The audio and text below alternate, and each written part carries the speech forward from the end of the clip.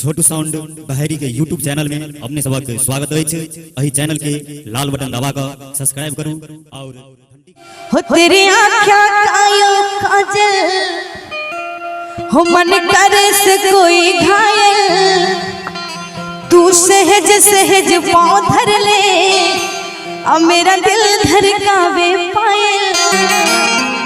हो मैंने पल पल पल पल याद तेरे तर पावे से है और तेरा रूप जिगर मैरन के आग लगावे से और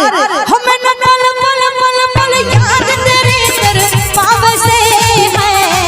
तेरा रूप जिगर मैरन के आग लगावे से तेरी आँखों कायो काजल मन करे से कोई घायल तू सहज सहज पाँव धर ले मेरा दिल धड़कावे पायल मैंने पल पल पल पल याद तेरे तर पाव से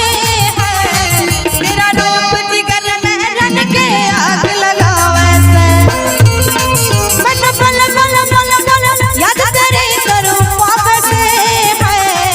तेरा रूप जिगर मैरन के आग लगावे से तेरी आँखों कायो काजल बहुत बढ़िया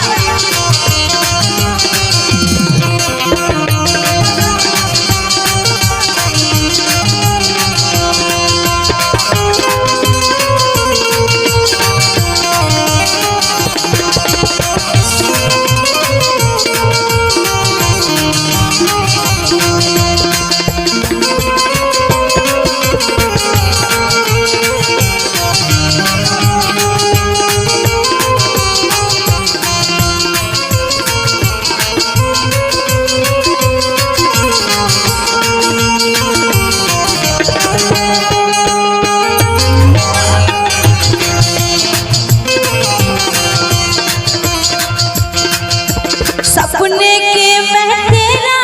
दीदार करता हूँ जान से ज्यादा जाने मन तेनु प्यार करता हूँ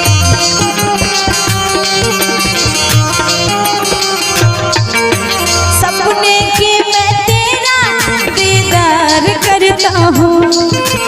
जान से ज्यादा जाने मन तेनु प्यार करता हूँ मेरी जिंदगी में आके मेरे दिल का चैन चुराया तू संगमरमर के जैसे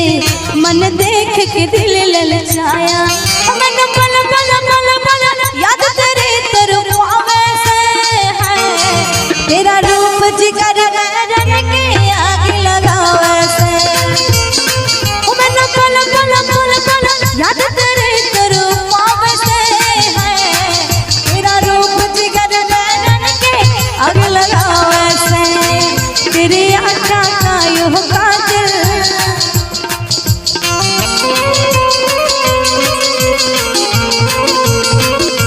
क्या बात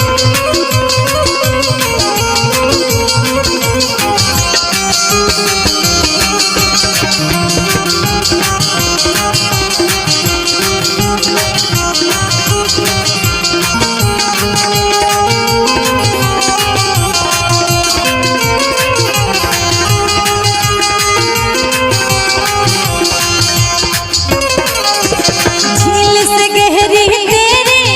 आँखों में खो जाऊं झुल्फ घटा कारी तेरी मैं इनमें सो जाऊं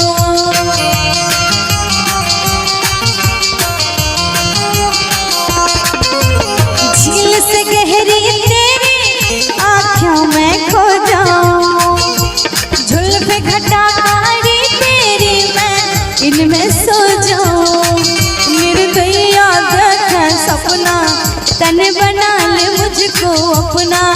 मन भूख प्यास ना लाग्या तू बना ले